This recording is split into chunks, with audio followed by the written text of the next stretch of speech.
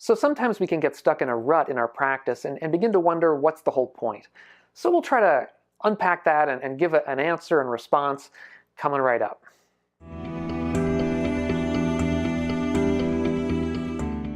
Hey folks, so I'm Doug Smith. I'm study director at the Secular Buddhist Association. That's secularbuddhism.org.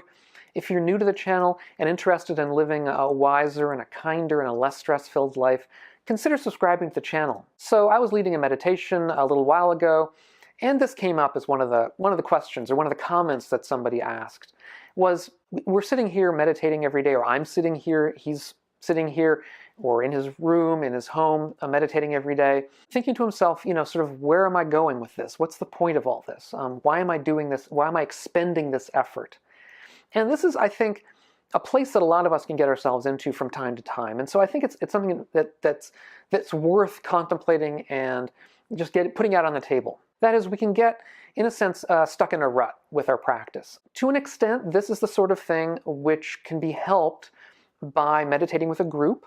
It can be helped by meditating with an experienced leader, if you have one locally, who you trust and like, because they will have been through this sort of thing before, and they will often have pointers to how, sort of find yourself a way out of it. Or sitting in a group simply with friends can also help, because it can give you people to bounce ideas off of. And I think getting yourself into a rut is the sort of thing that often happens if you're meditating by yourself for long periods of time, in the sense of weeks or months, because you're sort of only hearing yourself speak in a certain sense, and when things come up, you aren't having somebody to sound off of.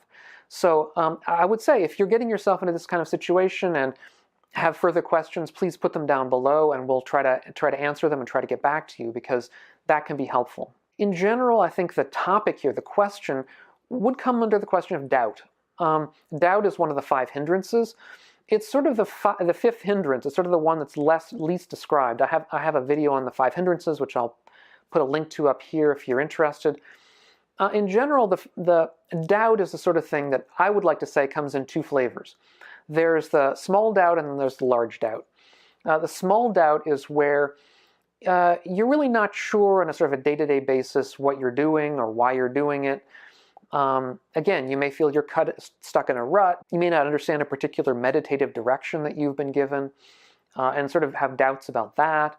And those are the sorts of things that are often cleared up by discussion, either by reading a book sometimes, or most often, I think, and most directly by discussion with people who know you. Then there's the issue of the larger issue of doubt, where you really sort of don't know why you're doing this at all, and it seems like a waste of time, or where something else is coming up in your life, and you really you sort of doubt the whole process of the path. And this can happen for some of us, and there's nothing wrong with that, and it may mean that you should take some time off. It depends on the case. I don't want to say for everybody. For some people, it may mean you should double down and practice harder, but for some, it certainly could mean that you're not at the right place in your life to do this kind of practice, for whatever reason. Maybe you're just too busy with something else that's too pressing and too important. And in that case, step back from it. There's no reason to hate yourself. There's no reason to beat yourself up over it. Just simply walk away for a while, maybe come back in a month or a year or however long it takes you to find yourself in the right place, and the practice will still be there. But it can also happen that I think, I've forgotten who it was who said basically that when we predict the future, we tend to be too optimistic about the near future and not optimistic enough about the far future. Or at least we think the near future is going to change more than it really does, because things tend to be pretty much the same in 5 years. But when we get to the far future, we don't really understand, or we don't really appreciate how much things can change in 50 years, 100 years, whatever. And I think this is absolutely correct. And it certainly is correct also in our own practice.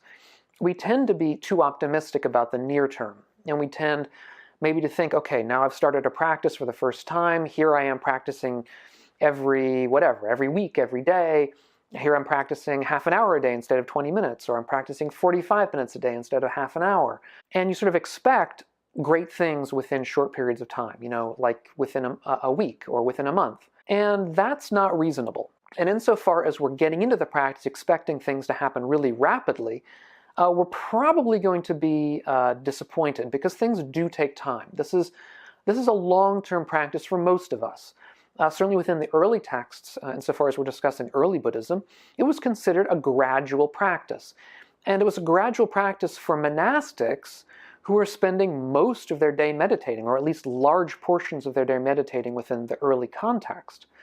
And I don't hesitate to say that most of us aren't in that place. We're not monastics. We don't have that kind of time. So it goes even double or triple for the rest of us, that this is going to be a gradual practice. And I think it was the Dalai Lama who, somebody asked him, how do you see your own advancement or the advancement of people within the practice? And he said, what you should do is compare yourself to the way you were a year ago, or 2 years ago, or 5 years ago, assuming you've been practicing that time. And that's the kind of thing I think that is most wise, is to understand this is a practice that takes time. It's a practice of a little bit every day, a little bit all the time, and over time you will probably see differences. Over time meaning months, years. If you come at it with that kind of mindset of being patient and aware, then I think you're not going to have so much of the problem of getting caught in ruts, at least of the rut that says, why am I not advancing faster? There's the other kind of rut, which is probably closer to the way I started this video, which is, where are we going at all? What's the whole point? And there I think we have to say, well, the point is one of reducing dukkha, dukkha being a technical term within early Buddhism, which is not really easily translatable, but we can understand it as suffering, or as stress, or as that feeling of things not being adequate, that life doesn't quite live up to perfection, the kind of perfection that we sort of in our starry youth believed it could be. And this is something that all of us undergo to an extent. And the practice is based upon reducing that kind of feeling, that kind of dukkha. And so we should direct the practice and expect to direct the practice at that kind of end, both in ourselves and in people around us, because the hope is that as we become less reactive would be one psychological term we could use, less prone to be carried away by the positive and negative worldly winds around us, then other people around us will also be, because we will have less of a negative impact upon them. I will say one caveat here, that we have to be open and careful about the pitfall of spiritual bypassing. And spiritual bypassing is something I described in an earlier video, which I'll put a link up to here if you're not familiar with the concept. But basically that's the idea that we understand that dukkha is bad. We understand that this kind of pain is bad. We understand that unskillful beliefs and actions are bad for us. And so we sort of pretend that they don't exist. One way of getting out of bad situations is to pretend that they don't exist. We all do this from time to time, let's be honest. The point is not that we don't do it, because we do. The point is that we try to see it while we're doing it, or at least after we've done it. And when we catch ourselves pretending, either inwardly, when we're thinking about things, or outwardly, when we catch ourselves pretending, that we should really then try to refocus on seeing the dukkha for what it is, understanding it for what it is, and accepting it for what it is. Because we're not going to overcome it until we do that. In other words, this dukkha, this pain, this sort of sense of unsatisfactoriness with life is the sort of thing that isn't going to go away until we confront it and until we see it in all of its depth, because it permeates, I think we'll see that it permeates all of life. And that as we see this, then that kind of reactivity will lower. In a certain sense, we can say we'll have lower expectations. We won't have these kind of pie-in-the-sky expectations for ourselves. And that doesn't mean that we're not going to want to be successful, let's say, that we're not going to want happy families, let's say. But this kind of dukkha, this kind of feeling of unsatisfactoriness, I submit will come up even for the wealthiest and most successful among us, and maybe even especially for them. Because they're going to be in a place, often they are in a place of great striving. And no matter how high up the ladder you get, there's always another rung that you can get. And if you just strived a little harder, you could get to that next rung. And the more you strive, the more you'll see that. And also, the harder it is when your striving doesn't come to fruition, because it's not the case that all of it does. So we're lowering our reactivity to the world. We're lowering our reactivity towards good and bad events happening to us. We're increasing the amount of equanimity in our own lives. And in general, we're lowering greed, we're lowering hatred, we're lowering a kind of delusive kind of approach to the world in our own psychological states. I mean, that is the sort of aim over long periods of time, that we stop being greedy for certain things. We stop wanting certain things to be other than they are. We stop being aversive towards certain things, which is the other side of greed, which can lead to hatred of others, hatred of ourselves. We stop believing that things are permanent, which is an aspect of our own delusions with the world. And that lowering of greed and hatred and delusion within ourselves should, if we're practicing properly, lead towards more skillful actions, more skillful thoughts, more skillful speech, more skillful action. And without that as a goal, it's not clear what the whole point of practice is. It's not about, I would say, it's not about, let's say, the Satori event, or the Satori being a term they use in Zen, I believe Japanese Zen, about this kind of amazing, incredible state of awakening, which sort of changes the world all in a second, and all of a sudden, we go from being one sort of person to another. And that, I'm not saying these kinds of states don't happen, but what I would say is that they happen as stages, and sometimes multiple stages, in very, very long paths of practice.